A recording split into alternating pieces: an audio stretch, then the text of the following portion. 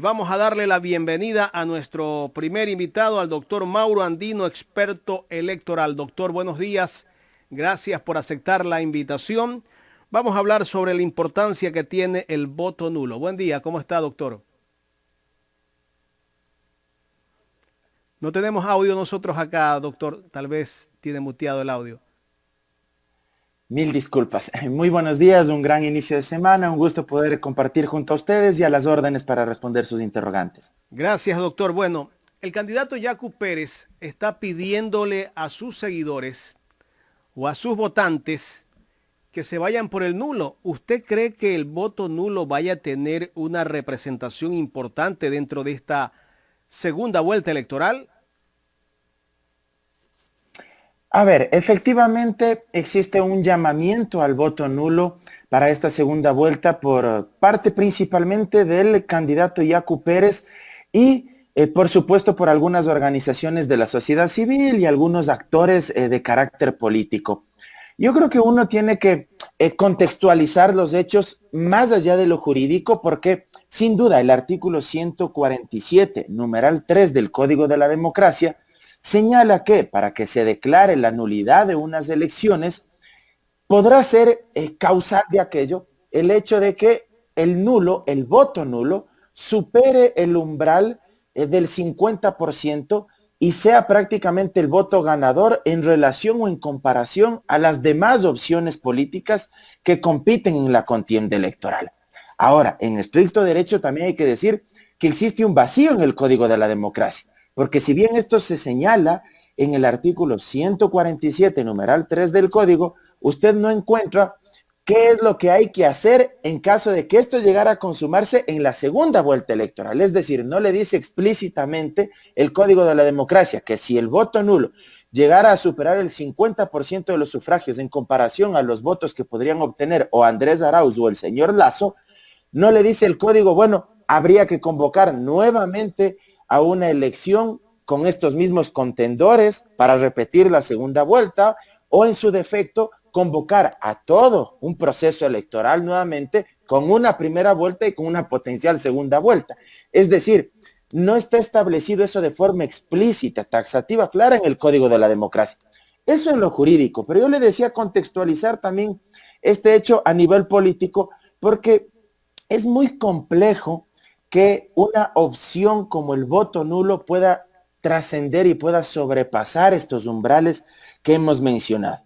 Si uno analiza el histórico del voto nulo en el Ecuador, uno encontrará que desde el año 98, por ejemplo, el voto nulo no ha sobrepasado los umbrales máximos del 11%. En el año 98, permítame señalar algunos datos interesantes, en el año 98 el voto nulo estuvo en el 10,6%, en el año 2002 el 11,2%, el 2006 el 9,8%, el 2009 el 6,3%, el 2013 el 7,2%, el 2017 el 6,3% y el voto nulo en la primera vuelta de esta elección del año 2021, el 9,5%. Dicho esto, lo que quiero decirles es que no hay condiciones políticas per se, no hay antecedentes de que el voto nulo haya superado y haya ganado a la totalidad de opciones políticas en nuestro país. De hecho, esto es muy complejo por una razón, yo diría, incluso antropológica. Hay muchos estudios que demuestran que el ser humano como tal, desde nuestros orígenes, como Homo sapiens, cuando éramos una sociedad de cazadores y de recolectores, incluso antes de ser una sociedad agraria, siempre fuimos proclives a ser dirigidos por alguien, a que alguien nos conduzca.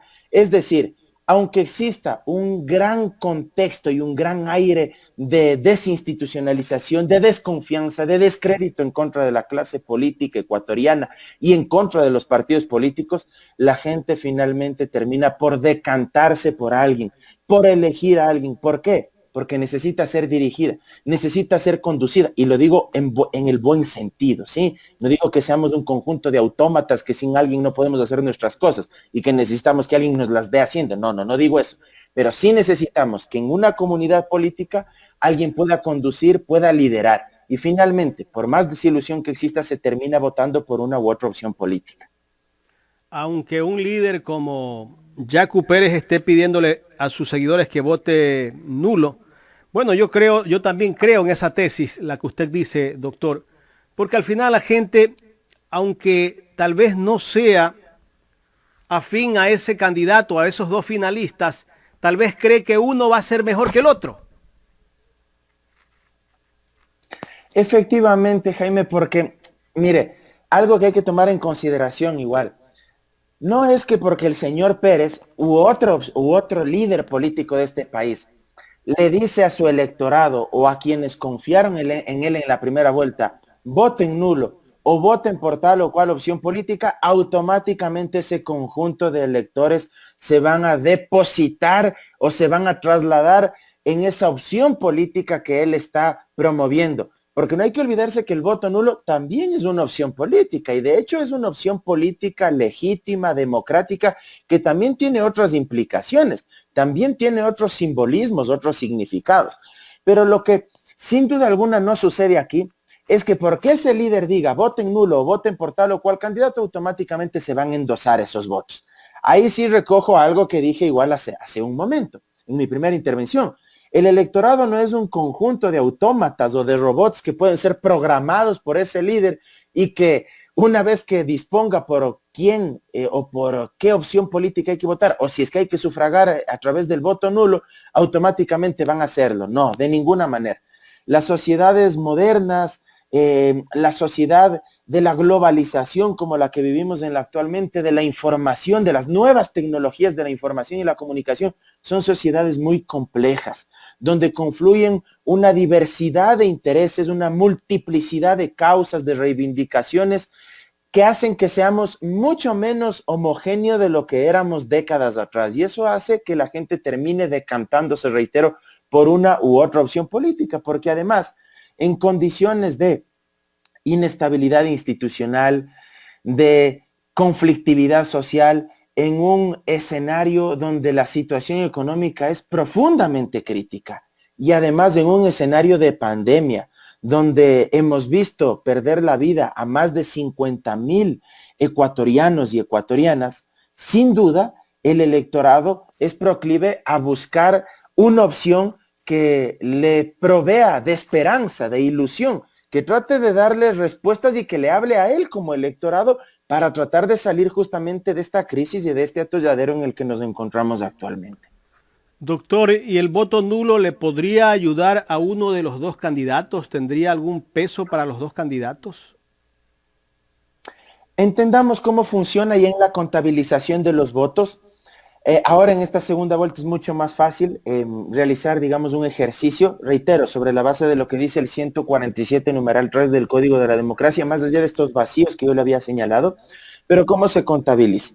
Los votos nulos no se consideran votos válidos, por llamarlo de alguna manera. Es decir, la masa de votos nulos. No hay que olvidarse que tenemos 13.100.000 electores empadronados, aproximadamente, ¿verdad?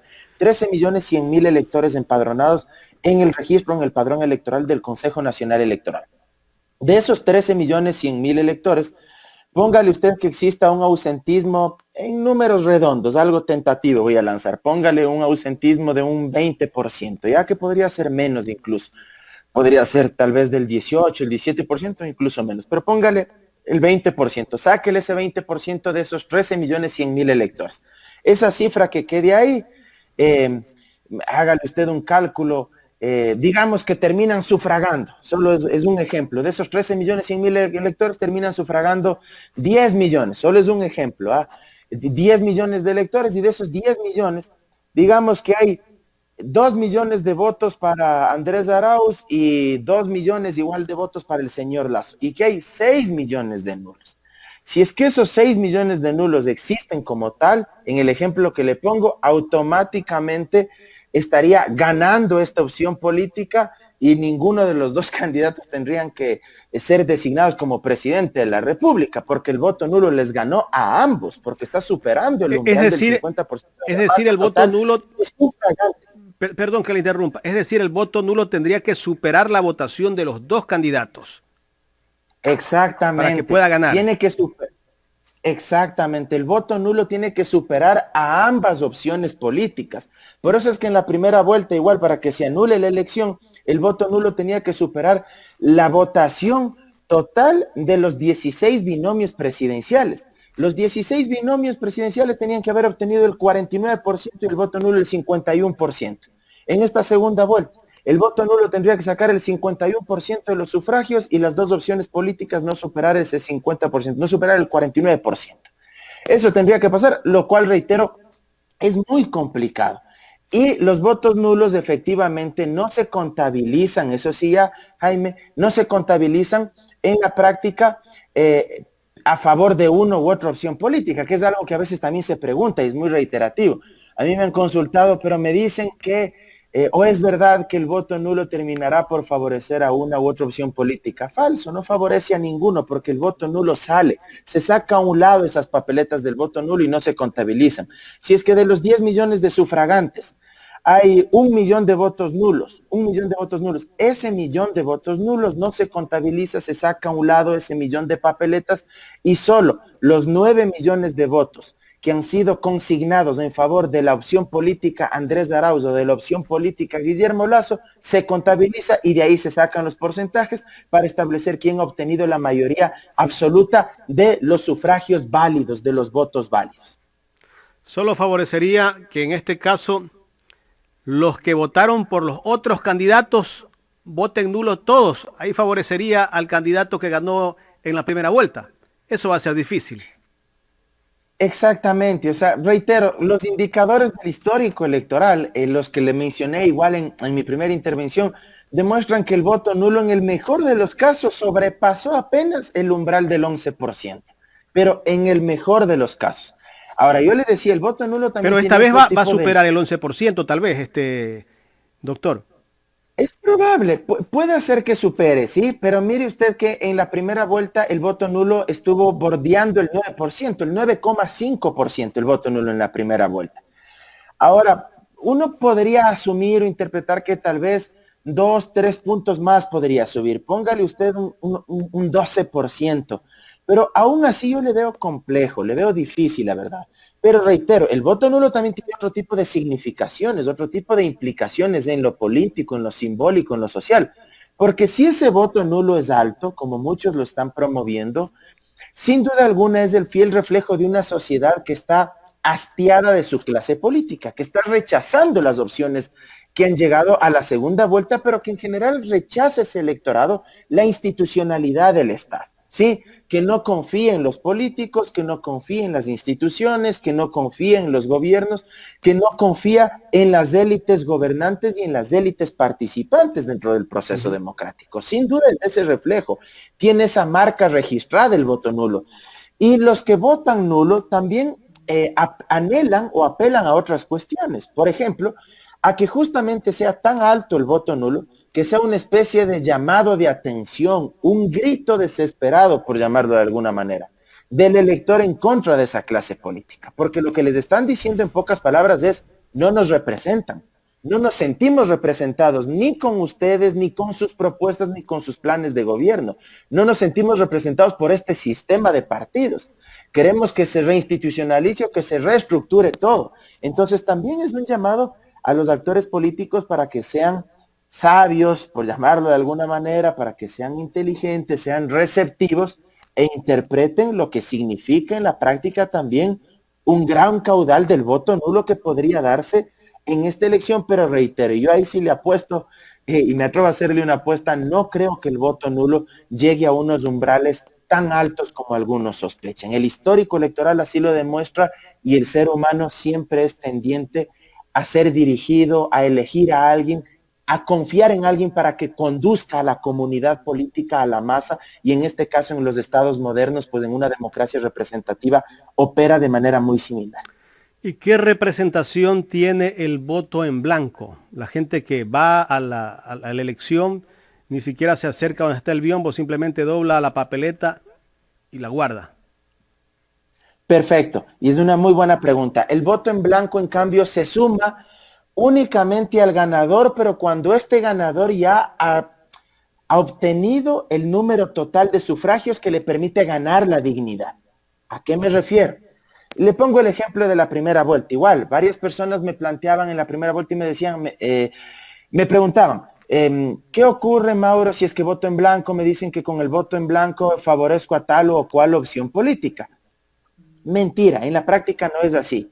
Porque digamos que había un candidato, el vivo ejemplo de Andrés Arauz. Él sacó el 32%, algo más del 32% de los sufragios.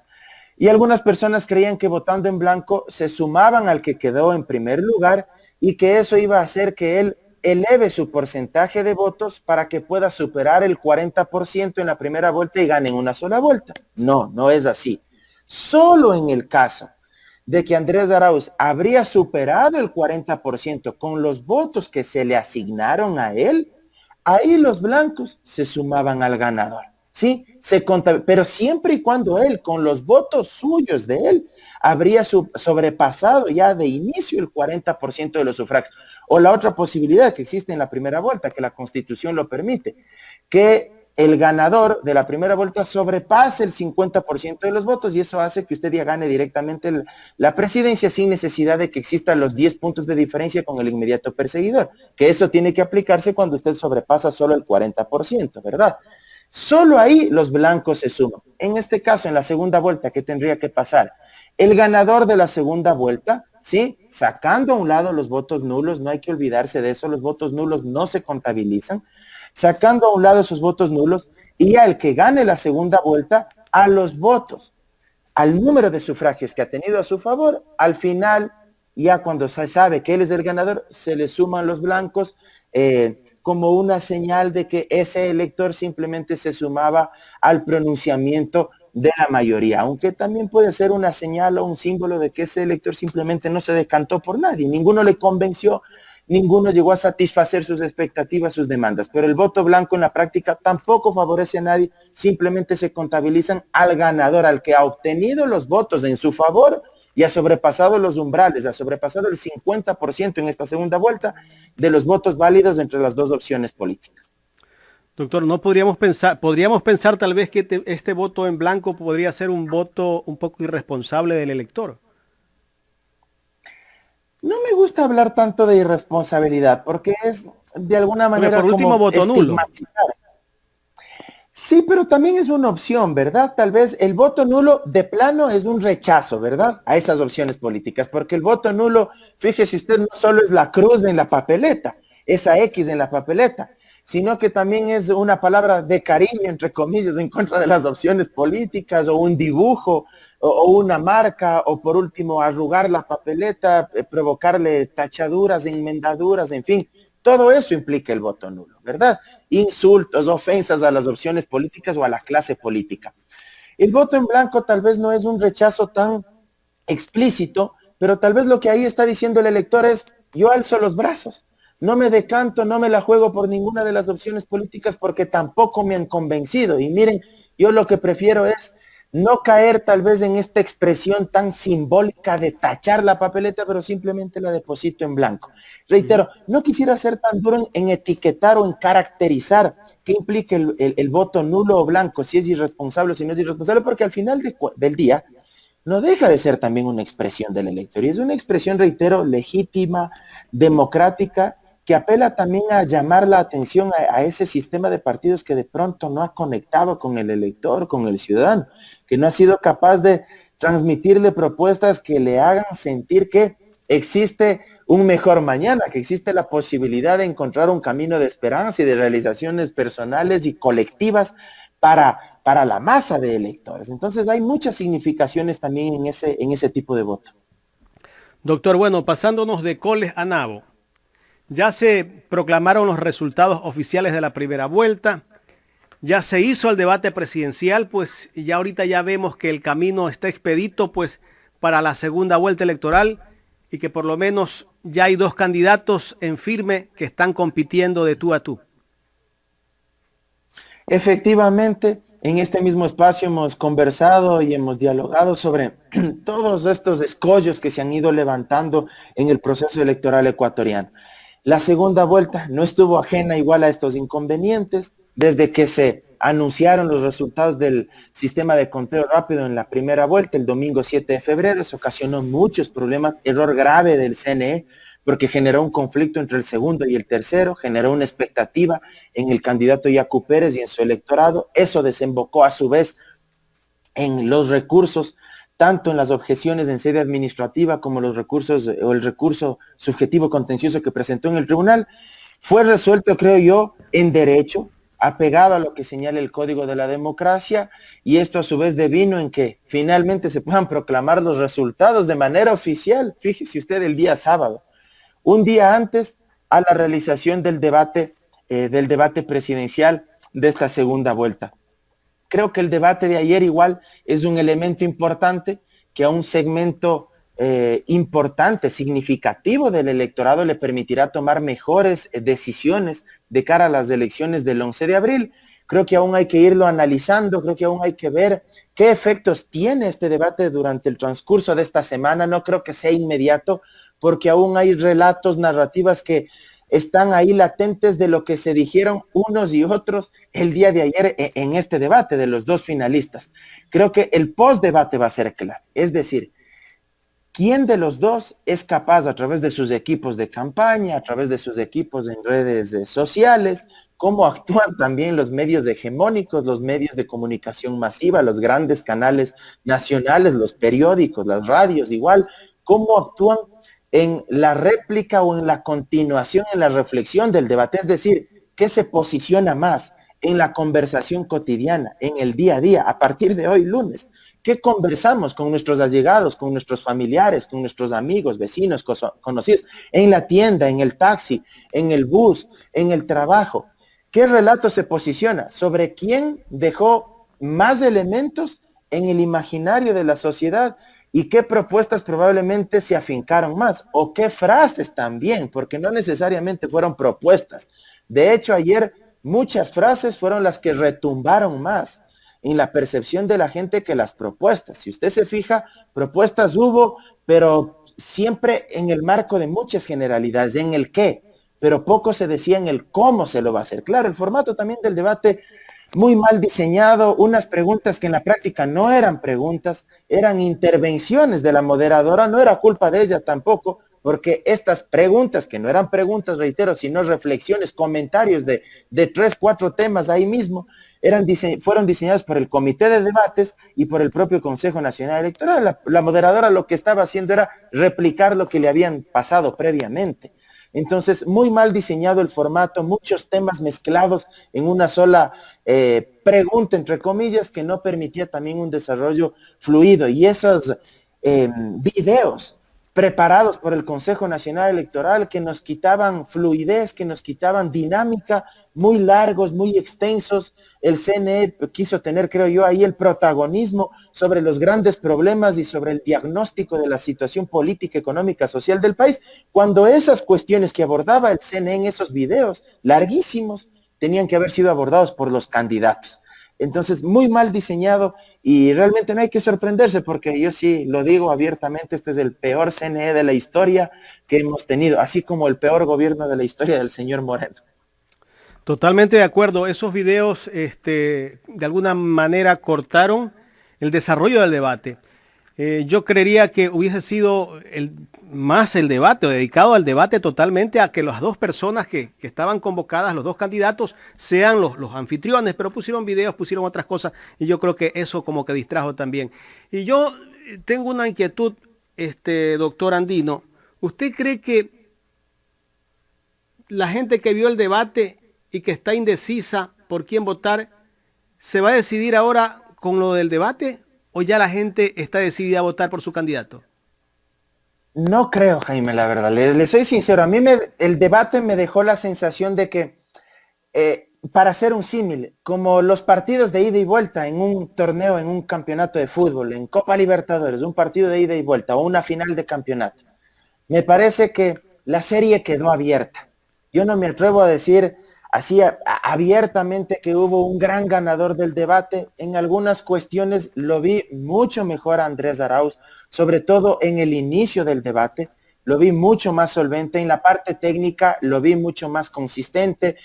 mejor formado, con más conocimientos, es decir, le vi mejor y creo que esto es obedece a su formación académica, a su experiencia en el sector público. En las primeras intervenciones lo vi mucho mejor, ¿sí?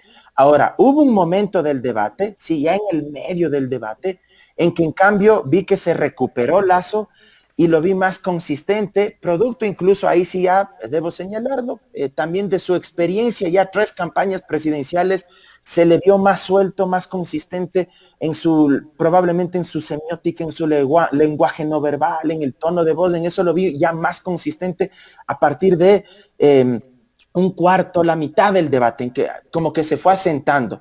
Y lo vi mejor cuando empezó a utilizar esas muletillas. Esa famosa muletilla que trató de endosarle a Arauz, acusándole de que estaba mintiendo, ¿verdad? Típico asesoramiento de Jaime Durán Barba, hay que decirlo.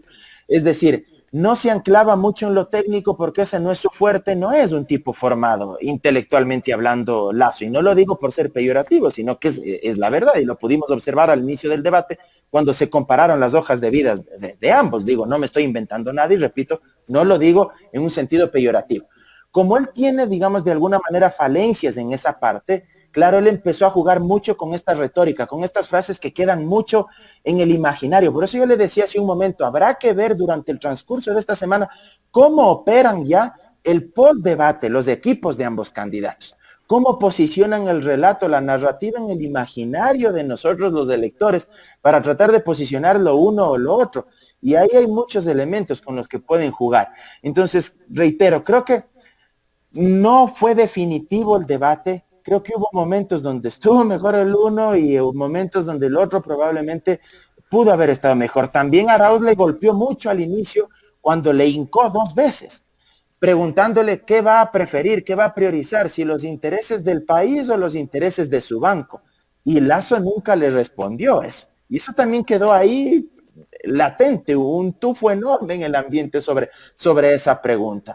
Claro, Lasso después intentó igual golpearle con estos temas de Rafael Correa, tratando de seguir de anclando, ¿verdad?, a esta vinculación de Andrés Arauz y Rafael Correa como para tratar de quitarle liderazgo o tratar de no dejar claro quién mismo es el que gobernaría, si Andrés Arauz o Rafael Correa. Y lo que sí quedó claro, eje central del debate, los dos.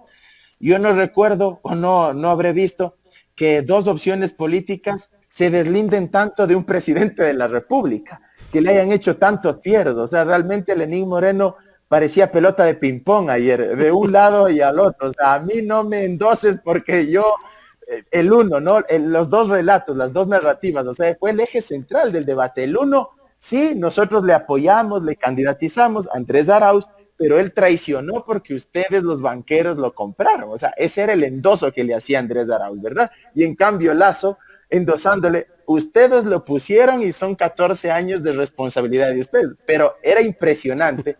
Lenín Moreno fue eje central del debate y parecía pelota de ping-pong. Debe ser el presidente al que más fieros, al que más repudio le han hecho los dos.